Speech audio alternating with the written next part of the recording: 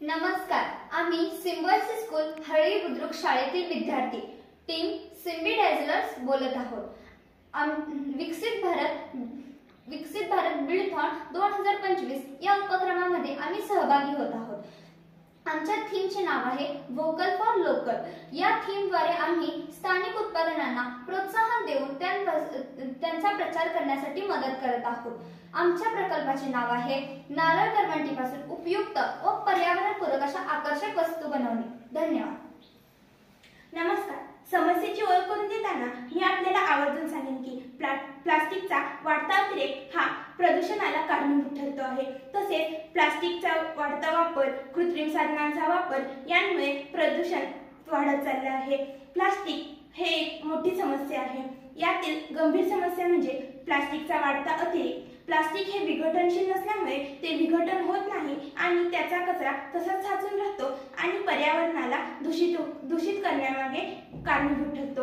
आणि तिसरं म्हणजे ग्रामीण भागात नारळाच्या करवंट्या ह्या वापरल्या जात नाही तर त्या फेकून दिल्या जातात। या सर्वांवर उपाय म्हणून आम्ही एक उपाय आणला आहे, तो म्हणजे नारळाच्या करवंटीपासून विविध आकर्षक सुंदर वस्तू बनवणे। या वस्तू 100% नैसर्गिक आहेत। ग्रामीण भागात सहसा प्रत्येक सणाला नारळ उपयोगात आणला जातो, परंतु त्या नारळाच्या करवंट्या कोणीही वापरत नाही, त्या कचऱ्यात फेकून दिल्या जातात। परंतु आम्ही त्या करवंट्या वाया न जाऊ देता त्यांपासून विविध वस्तू बनवल्या आहेत, जसे की वाट्या, खेळणी, शोपीस इत्यादी। या सर्व वस्तू 100% नैसर्गिक आहेत। यांपासून पर्यावरणाला कोणताही धोका संभवत नाही। जरी या खराब झाल्या तरी यांचा वापर इंधन म्हणून करता येतो। या इंधनातून निर्माण झालेली राख ही आपल्याला झाडाला खत म्हणून वापरता येते। त्या खतापासून झाडाचीही वाढ होते आणि त्या झाडापासून ऑक्सिजनची निर्मिती होते। या सर्वांपासून या गोष्टीचा पुनर्वापर होऊ शकतो। म्हणूनच आम्ही नारळाच्या करवंट्यापासून विविध आकर्षक आणि सुंदर वस्तू बनवल्या आहेत। भारत हा एक साधन संपत्ती, हस्तकला आणि नैसर्गिक संपत्तीने समृद्ध असा देश आहे। यात आजच्या काळात प्लास्टिकचा अतिरेक आणि कृत्रिम साधनांचा वापर यामुळे प्रदूषण होत चालले आहे आणि या प्रदूषणाला आळा घालायचा असेल तर अशा वस्तू आपल्याला वापरल्या पाहिजेत।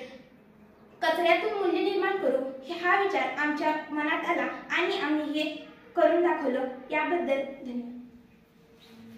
नमस्कार, यामध्ये आम्ही फळांच्या आकाराचे शोपीस, लहान मुलांसाठी पिगी बँक, कासव, किडा, तबला, घरी शोपीस म्हणून किंवा पक्ष्यांना राहण्यासाठी सुंदर असे घरटे, दिवाळीसाठी खास दिवा, आमच्या स्वतःच्या हाताने बनवलेले वारली पेंटिंग असणारे शोपीस,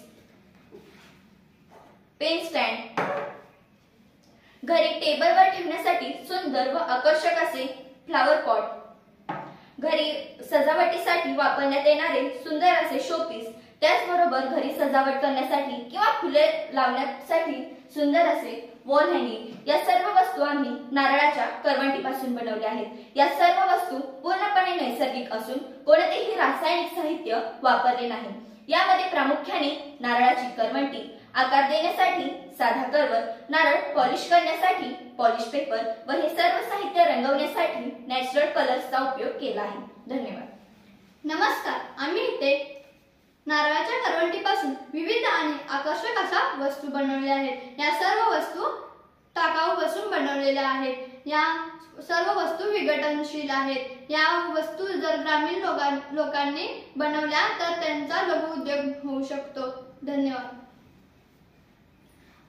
नमस्कार, आमचा हा प्रकल्प व्होकल फॉर लोकल आणि टिकाऊ जीवनशैलीकडे नेणारा एक छोटासा प्रयत्न आहे। आम्हाला विश्वास आहे की अशा उपक्रमांमुळे भारत खरंच विकसित भारत बनू शकतो। धन्यवाद।